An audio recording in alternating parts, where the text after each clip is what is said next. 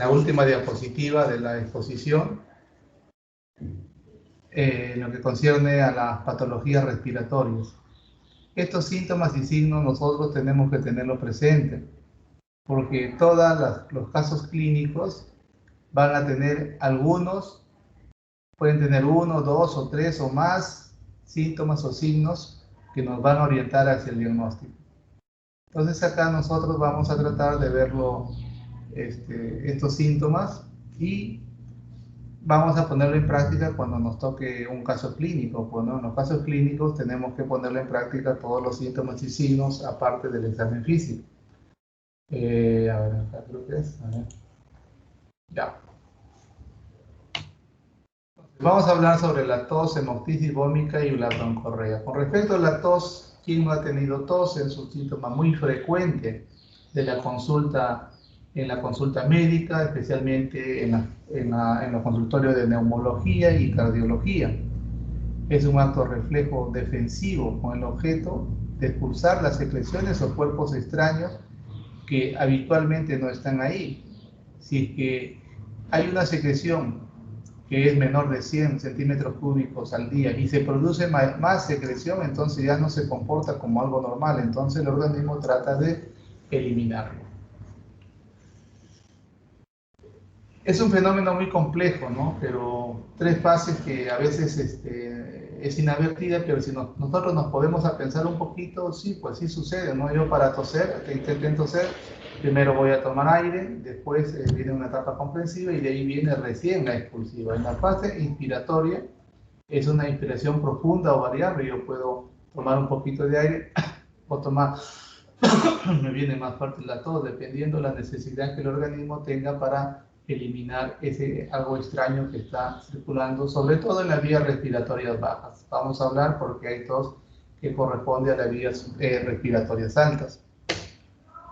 Y en la fase comprensiva es muy breve. Por ejemplo, si ustedes toman aire, demora un poco más, una pausa se hace ahí, una pausa, ¿no? En la cual pues hay un aumento de la presión endotorácica, contracción de esos músculos expiratorios y el diafragma, y la glotis se permanece cerrada. Y en la expulsiva, lógicamente, se abre bruscamente la glotis, se cierra la nasofaringe para que no salga el contenido por ahí, el ascenso del diafragma y la expulsión pues, del aire por la boca, y si hubiera algún contenido también sale con ello. Tipos y clasificación, ¿no? Hay en la parte clínica, lo que llamamos una tos seca y una tos húmeda, puede ser productiva o no productiva. Entonces acá vamos a ver algunas características de la tos, ¿no? Hay una tos seca, es un ruido que se acompaña bien nítido, bien claro, no se agrega ningún tipo de ruido, de sonido accesorio a ello. La tos húmeda es aquella en la cual pues hay un ruido aparte de la tos y comienza como a roncar un poco, y uno siente, dice, uno mismo, el paciente mismo dice, doctor, tengo acá una flema que a veces dice, lo estoy eliminando, y da las características de esa expectoración. Y otras veces dice, doctor, tengo acá una flema, pero siento que hay ahí, pero no sale. Entonces ahí estamos hablando ya de una tos ya no seca, sino que hay algo dentro, vamos a ver si lo vemos, o de repente no lo puede eliminar el paciente. Como decía, es un ruido fundamental que se agregan ruidos secundarios por la modificación de secreciones o materiales que puedan existir dentro de esa vía respiratoria. La tos productiva ya es la tos húmeda, en la cual sí vamos a eliminar expectoración por la boca. La vómica lo vamos a ver más adelante como un punto especial, pero acá también lo consideran como una tos productiva abundante, excesiva, ¿no? En la cual se elimina buena cantidad de secreciones que puede ser por la boca y la nariz. Esto generalmente hay 2 patologías, como les decía también el día de ayer, que presentan vómica, ¿no? El gistirativo, que es el más conocido, pero también la literatura reporta al acceso pulmonar como la patología que presenta vómica. Entonces, cuando hablemos vómica, tenemos que centrarnos en esas 2 patologías. Pero si nosotros vamos conociéndolo, como le digo, los síntomas o signos respiratorios, nos va a orientar hacia ciertas patologías, son exclusivas estas para las 2 patologías. Y la tos gintosa, espasmódica o peluchoide, esta tos lamentablemente ya no se está presentando, ¿no? Es una tos con la cual pues, había varios golpes de tos, alrededor de 5, dice, una sola inspiración, como así de tomar, y como, seguía vuelta, y parecía que se quedaba, se volvía hasta cianótico el paciente. Bueno, yo estudiaba en un hospital de niños, como estaba como ustedes, más o menos por los años 80, entonces ahí todavía teníamos pacientes con coqueluche. Y esto, gracias a Dios, a las vacunas que se está poniendo a los recién nacidos, no recién nacidos, sino 2, 3 y 4 meses de edad, se coloca pues la triple, ¿no? Y en la cual ahí está protegiendo para la tos convulsiva.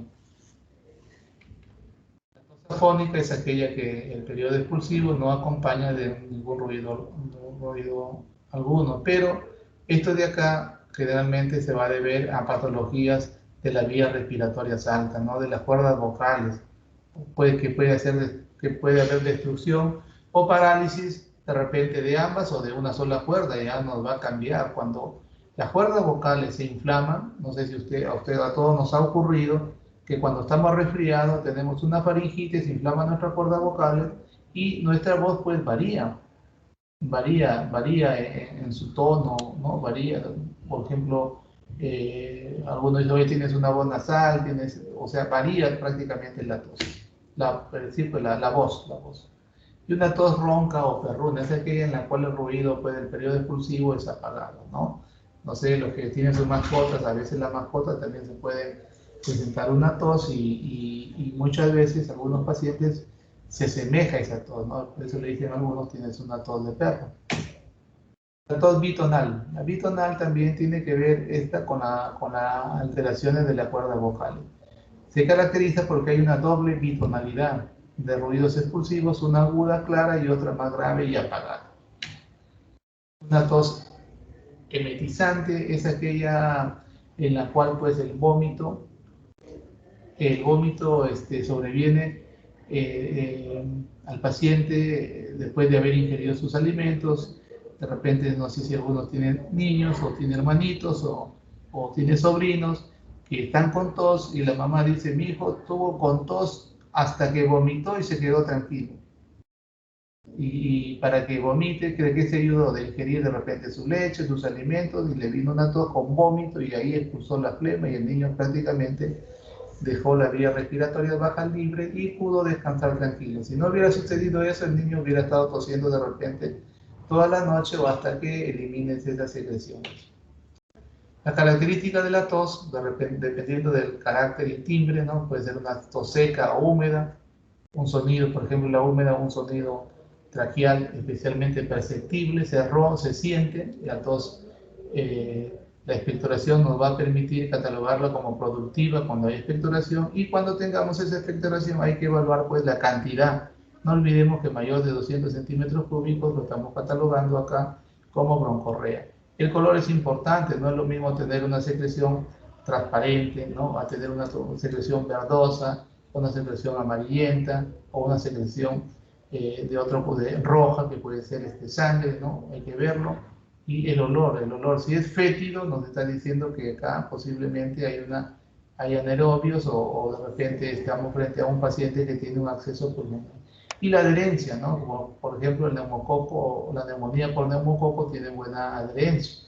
Por ejemplo, uno hace una expectoración en una superficie y le da la vuelta, si sea de vidrio, le expectora ahí, le da la vuelta y esa secreción no se desprende. O sea, son características que debemos tener para que nos pueda ayudar a hacer o a orientar a un diagnóstico determinado.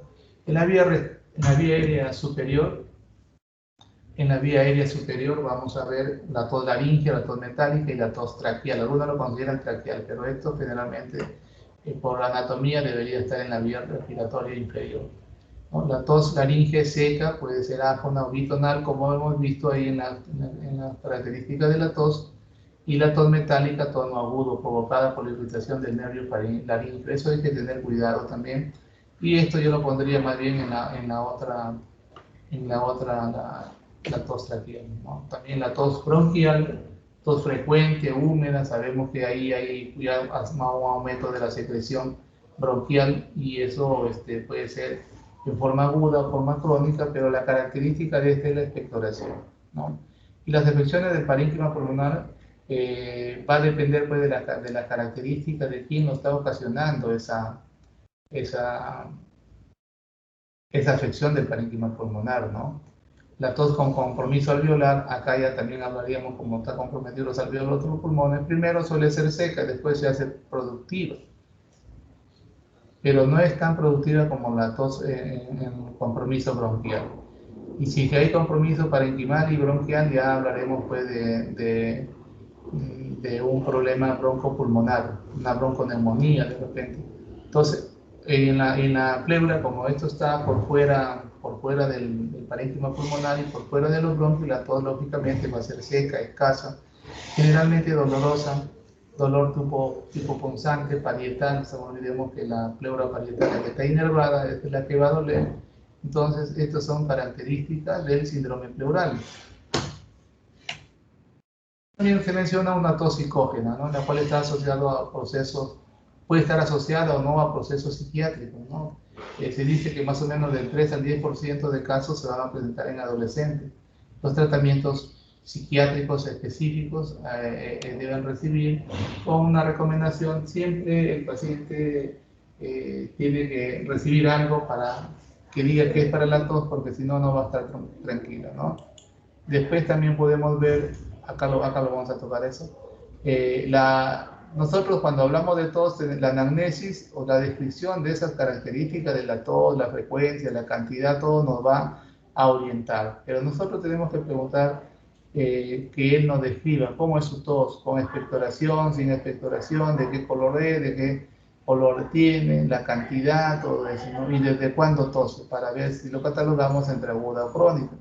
Tiene crisis repentina de tos o es muy esporádica. El paciente fuma, hay la tos del fumador, ¿no? En la cual es una tos seca que siempre se acompaña en la forma vespertina o nocturna. Expectora con la tos, ¿no? Como le decíamos ahí, tiene mascotas dentro de la casa. ¿Hay algún familiar con tuberculosis actualmente? Ahora tendremos que preguntar si hay algún familiar con COVID, ¿no? Y toma algún fármaco. No olvidemos, los medicamentos antihipertensivos le va a producir al paciente tos, ¿no? Y cuando no encontremos la causa y el paciente tiene una tos, entonces recomendamos que acuda nuevamente a su cardiólogo y que le cambie de medicamento. Los inhibidores de la ECA generalmente producen tos, como el captopril, el enalapril, ellos, y después ahora hay los losartán, todo eso, pero también va a producir, pero en menor frecuencia esa tos.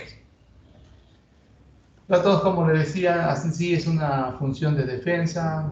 No olvidemos que nosotros tenemos unos cilios que nos están defendiendo, que están reflejando todas las partículas de la parte interior, lo llevan al exterior, se acumulan las secreciones y nosotros lo expulsamos como la forma de expectoración o no. Y la expectoración es el acto de arrancar o arrojar por la boca flemas y secreciones que están depositadas en cualquier parte de la vía respiratoria, ¿no?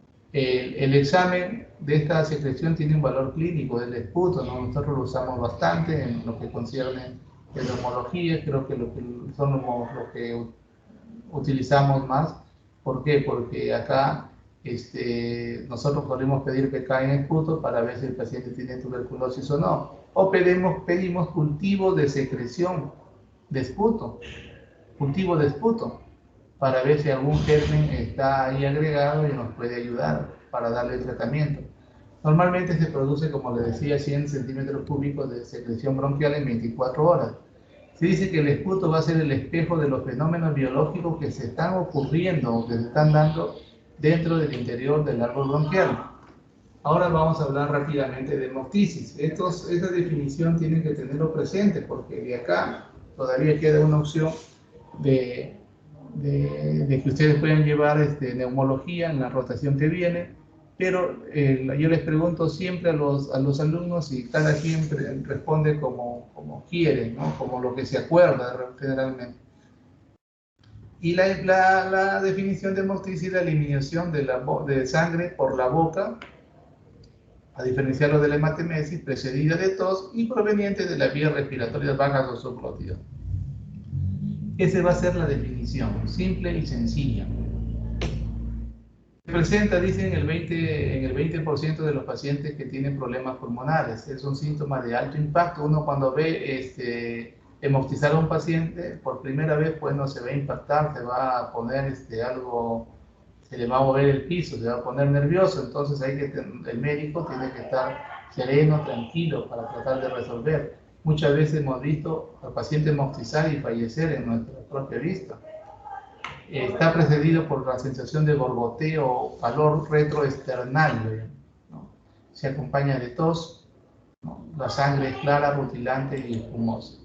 Pero acá hay unas causas que nos pueden producir pues, esta bronquiolitis. Según la ATS dice que hay más de 100 causas de hemoptisis, ¿no? Y el 10% todavía no están bien definidas a qué se debe. Acá lo ponen de 5 al 10%. O sea, mira, a pesar de que ya hay causas infecciosas, neoplásicas, cardiovasculares, iatrogénicas y, idiopáticas, ¿no? Que no se sabe a qué se debe, entonces, y otras como cuerpo extraño, ¿no? Que son menos frecuentes, ¿no? La sarcoidosis, hay coagulopatías, hay que preguntar al paciente si que emplea algún medicamento, como le decíamos nosotros, ¿no? Como en la tos decíamos que los inhibidores de la ECA, acá hay que ver si el paciente está usando anticoagulantes, porque si está usando anticoagulantes no solamente va a producir hemoptisis, puede producir epistasis, puede producir hemorragia digestiva alta, puede producir sangrado o hemorragia a nivel intracraneal.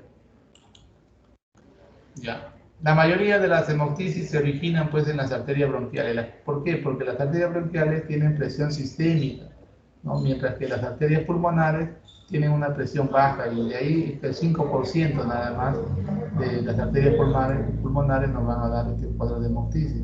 Pero en sí, las arterias bronquiales son las que van a ser ocasionadas o las que nos van a ocasionar la mayor cantidad de las hemoptisis. Los factores que contribuyen a la hemoptisis, sabemos si el epitelio bronquial está adecuado, no va a pasar, entonces tiene que haber una desorganización de ese epitelio bronquial y de los capilares traqueobronquiales.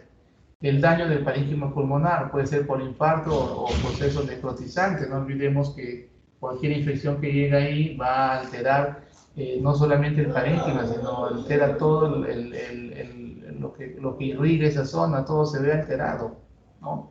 Hipertensión venosa pulmonar, como ocurre pues, en la estenosis mitral, ¿no? Es una causa extrapulmonar, pero es lo que tienen estenosis pulmonar, el paciente puede presentar hemoptisis por esa causa. El mecanismo de sangrado es la inflamación de la mucosa, que acá se comienza a crear vascularizaciones aledañas a ella, y se dilatan esas vascularizaciones como respuesta de la sustancia de ese mismo proceso inflamatorio. Y al dilatarse todo pierde un poco la consistencia de la dureza de los vasos sanguíneos y muchos de ellos se rompen. La proliferación vascular de la mucosa en el adenoma bronquial y la invasión de las arterias pulmonares en caso de la neoplasia, ¿no? O también puede ser un cáncer que esté viniendo de otra zona, que son la metástasis, que lo llamamos nosotros ya. En la tuberculosis hay la erosión de los vasos sanguíneos por la destrucción del parénquima pulmonar que ocasiona el bacilo de Crohn y eso produce el sangrado. Otras cosas también que en el aneurisma de Rasmussen, de repente han escuchado ustedes, eso se encuentra en las cavernas y cuando el paciente presenta hemoptisis producido por esos aneurismas de Rasmussen, lamentablemente el sangrado es muy profuso. Muchas veces el paciente fallece y de una necrosia es la causa por la cual hay unas hemoptisis masivas. La anamnesia, en primer lugar, se debe confirmar si es hemoptisis. Cuando nosotros hacemos la anamnesia hay que preguntar si tiene hemoptisis o no. ¿Por qué? Porque esa es una gran confusión. Hasta ahora que están los internos o los mismos residentes nos llaman a nosotros a neumología diciendo que tiene hemoptisis y es una hematemesis. O lo llaman al gastroenterólogo diciendo que es una hematemesis y al final es una hemoptisis. A veces parece muy sencillo, pero el paciente, depende cómo nos den los datos el paciente. A veces el paciente confunde, sí, yo me vino tos y de ahí también me vino vómito, comienza a hacer, pero nosotros tenemos que, este caso, hacer rápidamente, pedir de repente, examinar el aparato respiratorio, ver si hay alguna alteración a la ocultación O si no, en algunos los gastroenterólogos lo primero que hacen es hace el tacto rectal, le echan agua oxigenada y si sale burbuja, quiere decir que hay presencia de sangre y lo consideran como una hematemesis. Nosotros generalmente ahí, cuando no está claro, pedimos una radiografía y si en la radiografía vemos lesiones pulmonares, lógicamente podemos asumir que sí está sangrando también del aparato respiratorio, ¿no? Pero si vemos que no hay lesiones ahí, hay que ver otras causas, hay que preguntar, ¿no? Está tomando anticoagulantes, tiene problemas cardíacos, tiene otros problemas, qué sé yo. O de repente tiene cáncer en otro sitio y acá se metastizó. Hay que ver muchas posibilidades. Primero tenemos que confirmar si es una hemoptisis o no, para poder nosotros seguir avanzando. Es decir, bueno, acá lo que le decía, que diferenciarlo de la hematemesis, son cosas simples que tenemos que tenerlo presente, sí, ¿no? Por ejemplo, ¿quién se acompaña de la tos? La hemoptisis, la hematemesis con el vómito. ¿De qué color es la hemoptisis? Rojo, rosado, espumoso, mientras que el otro es más oscuro, pozos de café. Se acompaña de saliva, la hemoptisis. El resto de alimentos, la hematemesis. ¿Quién nos va a producir anemia? No va a producir anemia, no va a producir anemia la hematemesis, porque ahí se puede acumular un montón de sangre. ¿Quién produce melena? La hematemesis. ¿Quién tiene pH alcalino? La hemoptisis, ¿no? ¿Quién va a dar línea? La hemoptisis. ¿Quién se muere por asfixia?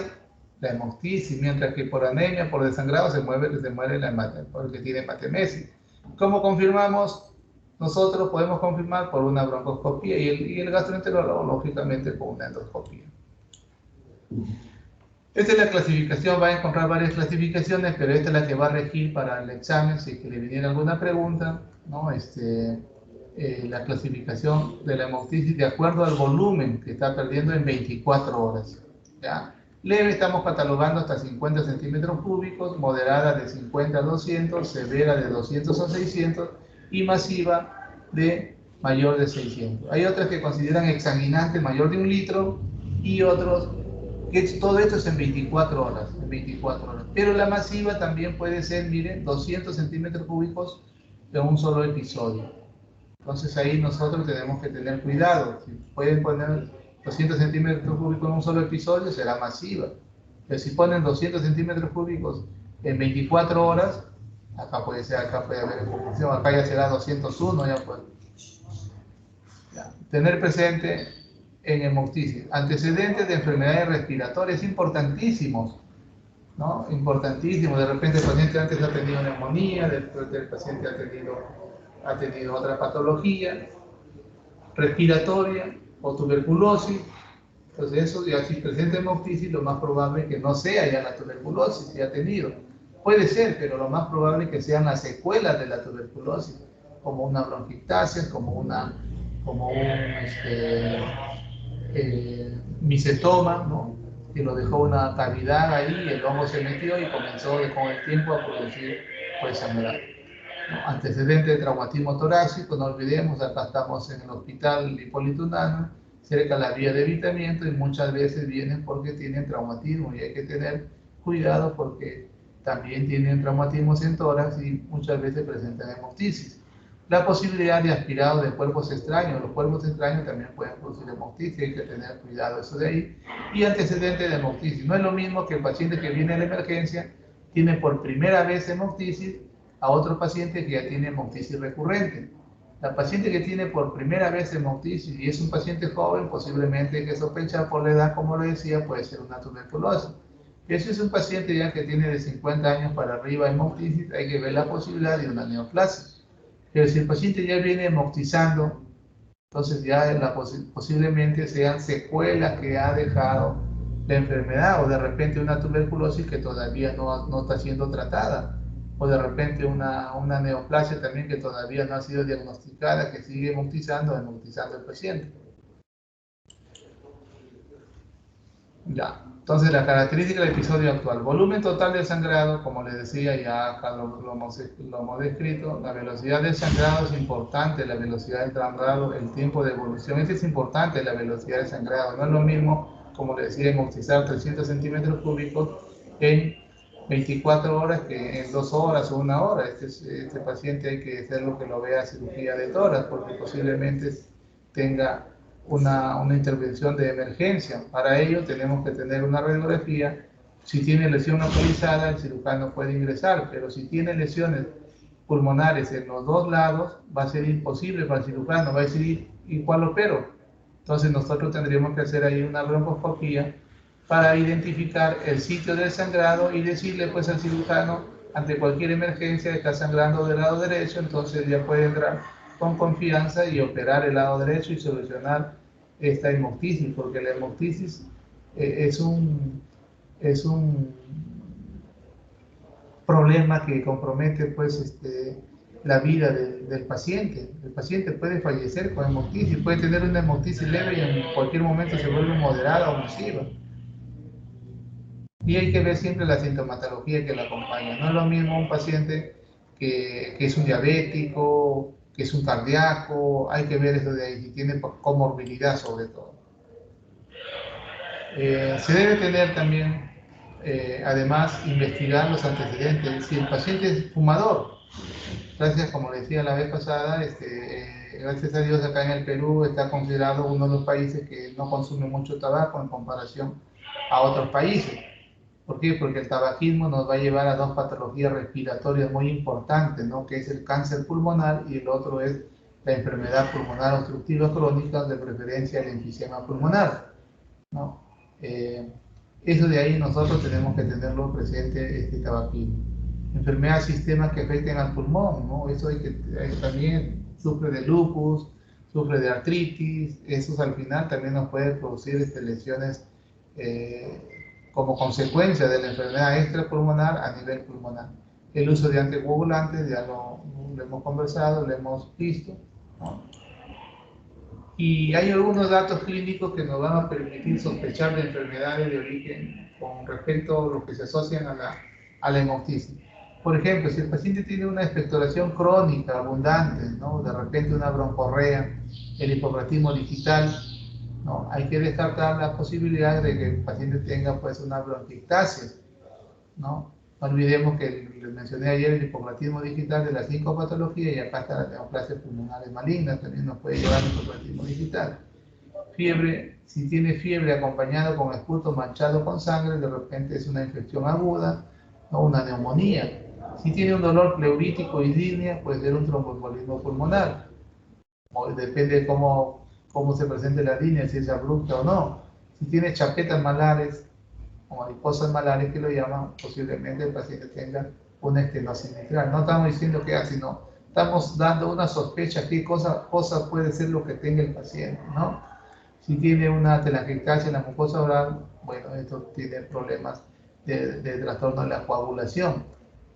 Y tiene una expectoración con sangre sin pus, puede ser una tuberculosis o un infarto. Pero si tiene hemoptisis con olor nauseabundo, puede ser acá un absceso pulmonar. Eso de ahí, del olor nauseabundo, generalmente nos va a hacer sospechar en un absceso pulmonar. Vamos a ver la vómica rápidamente. La vómica es la expulsión brusca por la vía respiratoria de una cantidad grande de pus o de líquido o de otra naturaleza. ¿Qué quiere decir esto? La vómica es precedida por un acceso intenso de tos y sofocación. ¿Qué patologías va a influir la vómica? Son estas dos patologías, como decía.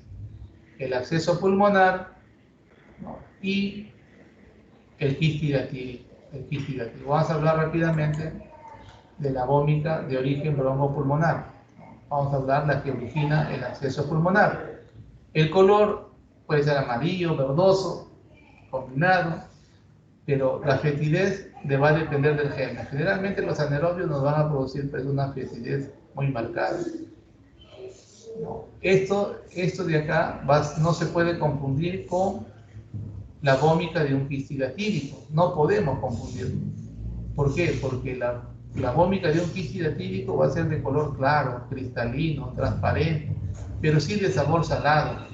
Y esto lo va a producir el equinococo granuloso en la forma de quiste que al final se revienta. Esto va a producir un proceso infeccioso que también se va a comunicar con el bronquio y va a inundar cualquiera de los dos, inunda el árbol bronquial. Y al inundar el árbol bronquial, el aire no va a poder ingresar. Y al no poder ingresar el aire, uno se va a sofocar. Y al sofocar va a venir el mecanismo de defensa, que es la tos, que va a tratar de eliminar el contenido que no es normal para que pueda entrar el aire, pueda respirar, ¿no? Y eso de ahí puede ser de forma abundante, pero a veces la vómita, no, o cuando un quiste hidrático se complica, a veces no vemos que esa sofocación tanto, sino dice, doctor, estoy eliminando con flema como medio salado, transparente, como agüita, entonces de a poquito algunas veces lo pueden eliminar. Entonces, eso también hay que tener presente. Bueno, este es el acceso pulmonar, que lo vamos a tratar en la teoría, y el acceso pulmonar primario y el acceso pulmonar secundario. Este es fácil diferenciarlo porque el acceso pulmonar primario generalmente produce una sola lesión cavitaria, mientras que el acceso pulmonar secundario produce más de dos o más. Entonces, el acceso pulmonar primario, ¿cómo nosotros lo adquirimos? Lo adquirimos, pues, el paciente estando muchas veces sano, ¿no? Puede ser que ustedes se reúnan a fin de año y se hacen una reunión, una celebración, ingieren licor, se alimentan, comen, y uno de ellos no falta ahí que siempre cae rápido, se marea, se duerme, y estando dormido puede vomitar y eso lo puede aspirar, ¿no? Que como ocurre en los pacientes que ingieren bastante licor. Se aspiran y hacen un cuadro de neumonía primero. ¿Pero por qué se aspiró? Porque en ese momento, como estaba mareado, su estado de conciencia no estaba lo adecuado. Entonces, acá va a depender el estado de conciencia. Si el estado de conciencia no es óptimo, lógicamente se puede aspirar. ¿Y dónde está el germen habitual? En la cavidad oral y en la vía digestiva. Por ejemplo, un paciente cuando convulsiona, ustedes si han visto, a veces le sale saliva y eso, como no está consciente, lo puede aspirar y puede producir un acceso pulmonar. Trastorno del sensorio, de repente el paciente ha sido operado hace una semana, 2 semanas, y le ponen tubo endotraqueal, en la cual para poner tubo endotraqueal ingresan por la boca y lo llevan pues hasta la tráquea, ¿no? Y están llevando gérmenes de la cavidad oral. Por eso es importante la revisión de las piezas dentarias. Nosotros, nuestros residentes e internos, parece cuando rotan acá, indicamos cómo están las piezas dentarias, porque nos traen varias patologías respiratorias por problemas de las piezas dentarias. El alcoholismo, como ya lo indicamos, pierden conocimiento, vomitan, y las extracciones dentarias, que hay que preguntar siempre si ha ido al dentista, porque el dentista muchas veces lo tiene un buen rato ahí con el agua en la boca y no habla y está trabajando él tranquilo, y el paciente a veces se desespera y pasa un poco, bueno, qué bueno fuera el estómago, no pasa nada, pero a veces se aspira, ¿no? Entonces, eso de ahí, eso hay que tener mucho cuidado. Mientras que en lo secundario ya la infección existe. Hay una infección per se dentro de nuestro organismo. Por ejemplo, en el corazón una endocarditis, en el riñón una pielonefritis o lesiones cutáneas, como tenemos muchos pacientes que han quedado pues, postrados. Los pacientes de edad tienen sus escaras por depresión. Entonces, eso de ahí hace pues que el estafilococo, en cualquiera de ellos el estafilococo vaya y haga varias lesiones pulmonares. Eso no lo vamos a ver, eso no lo vamos a ver. Ya. La fisiopatología para el acceso pulmonar acá, el germen va a ingresar por a las vías respiratorias bajas. ¿Ya? Lógicamente que está viniendo de las vías respiratorias altas.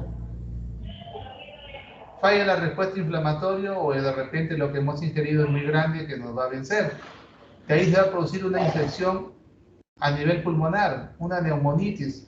Y muchos acá ven a sus amigos y dicen, hoy tienes una neumonía que viene en la comunidad, tómate esto. Le dan ceftriaxona, cefalosporina, amoxicilina, y el paciente no le hace nada, pues, porque le piden una radiografía y se ve una lesión en el pulmón, como una neumonía. Entonces, ¿y qué pasa? Sigue evolucionando. Se necrosa el parénquima pulmonar. Al necrotar el parénquima pulmonar, el organismo es sabio, forma una capa alrededor donde ve que hay peligro y se forma en la cavidad. Y ese acceso va a drenar.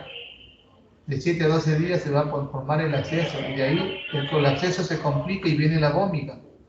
Pero El acceso no se va a cualquier sitio, el acceso se va a sitios específicos de nuestros pulmones, como por ejemplo los segmentos posteriores. ¿De quién? Del lóbulo superior derecho o del lóbulo superior izquierdo, o el segmento apical de los lóbulos inferiores, el segmento 6, que lo conocemos nosotros. Entonces, nosotros tenemos que estar ahí. Yo tengo que saber en mi radiografía, cuando lleve radiografía que van a llevar de repente el siguiente semestre, tengo que saber dónde está el lóbulo superior, el segmento superior del lóbulo superior y dónde está el segmento 6. Entonces, para que ustedes sepan más o menos, esta es la zona que corresponde, toda esta zona corresponde al lóbulo superior y al segmento 6. Puede ser en el lado izquierdo también. Entonces, cuando yo vea una imagen parecida a una neumonía en esta zona, tengo que sospechar de un absceso pulmonar, porque primero se forma como una neumonía y le damos tratamiento para la neumonía, pero acá es una neumonía por un anaerobio. El anaerobio se ríe, no le hace nada, es el medicamento, y lo hace, pues lo cavita, ¿no? Y acá, miren, esto se llama una cavidad con nivel. Lo que está blanco es radiopaco, el líquido, y lo que está negro para arriba es radiolúcido. Entonces, la comunicación debe estar a este nivel por lo menos, o a este nivel, porque si estuviera acá, hubiera caído más líquido, como acá. Acá el nivel está más o menos a este nivel, o acá. Por eso todavía queda un poquito. Por gravedad sale el líquido. Acá el nivel está más alto, como le decía. Entonces, tenemos que conocer dónde está más o menos el segmento posterior del lóbulo superior, tanto derecho como izquierdo, y dónde está el segmento 6. Y así me voy a orientar también. De repente yo digo, este es un acceso, es una neumonía, pero cuando veo la imagen sospechosa en el sitio de los accesos, entonces digo, puede ser un acceso pulmonar, puedo rehacer mi historia. Señor, usted está en una reunión, señor, usted ha tomado últimamente, se ha ido a una fiesta, le han operado recién, que le han puesto un tubo endotraqueal o ha ido al dentista. Y lo miran las piezas dentarias, porque a veces hasta durmiendo se aspiran algunos. Y el quiste hidratídico, por la que produce vómita, el quisto, pues ustedes saben que produce el equinococo granuloso. Este equinococo granuloso lo va en la parte quística, llega un momento que se puede complicar y cuando se complica con comunicación a los bronquios, viene la vómita. Pero el quiste se puede complicar con comunicación al espacio pleural y viene un hidroneumotórax. O puede ir a la parte sistémica, viene un choque anafiláctico fatal muchas veces para el paciente. El quiste hidratídico también puede acompañarse de hemoptisis. Generalmente después de varios días se suele presentar la hemoptisis. El quiste, acá esta imagen es sobre todo para ver el signo característico de un quiste hidratídico. Quiste hidratídico, si nosotros vemos acá en el acceso pulmonar, es una cavidad, pero si ustedes se dan cuenta, la línea es como si yo cogiera una regla y un lápiz y le hago un trazo. Al hacer este trazo es un uniforme, mientras que en el quiste hidratídico vemos que acá está la cavidad y vemos, acá está el trazo como si fuera lineal, pero sobre ello hay como un sobrenadante, esas son las membranas. Y en la radiografía, cuando nosotros vemos, llamamos el signo de Camalote, que es un signo típico de un quiste hidratídico complicado. ¿Ya? Eso también nos va a ayudar, pero eso lo vamos a conversar, porque a mí también me toca hablar sobre el quiste hidratídico en la siguiente rotación, cuando estemos en la parte clínica. Acá lo que concierne sobre todo son síntomas y signos que ustedes deben tener presentes, ¿no? Y la broncorrea, como ya lo hemos mencionado, es una secreción excesiva de la expectoración del moco bronquial, a veces purulento, generalmente purulento, porque ya tiene que existir una alteración anatómica, acá faltó, alteración anatómica ya, tanto de los bronquios o una alteración anatómica tanto del parénquima pulmonar con lesiones fibrocavitarias. Eso es lo que nos va a nosotros producir la broncorrea. A mí me va a tocar también hablar de bronquiectasias, ahí vamos a explicar de esto de acá. Superior, a 100 centímetros cúbicos, como le decía, en 24 horas. Pero acá nosotros, en el hospital Hipólito Unanue, estamos considerando pues mayor a 200 centímetros cúbicos en 24 horas, ¿no? Entonces, ya para terminar, el, el- el requisito fundamental, como le decía, es que exista alteración morfológica en el árbol bronquial o pulmonar. Las bronquiectasias y las cavidades seculares, que nos ha dejado de repente la tuberculosis, nos ha dejado de repente una neumonía, nos ha dejado de repente el acceso pulmonar, nos ha dejado de repente una micosis. Ellos van a hacer que se acumule la secreción ahí y el paciente pueda tener una secreción bronquial excesiva. Acá tenemos la cavidad secular y acá tenemos las bronquiectasias, ¿no? Acá bronquiectasias quísticas o saculares. Vamos a hablar también en la próxima vez, cuando estemos en otro curso, los diferentes tipos de bronquiectasias, ¿no? Cilíndricas, o tubulares, las saculares o quísticas y las varicosas, ¿no? O sea, son varios tipos que se pueden ver en las imágenes. Siendo con 45 minutos, con 20 segundos en la clase académica son 45 minutos.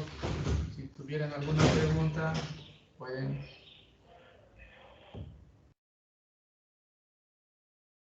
Preguntas.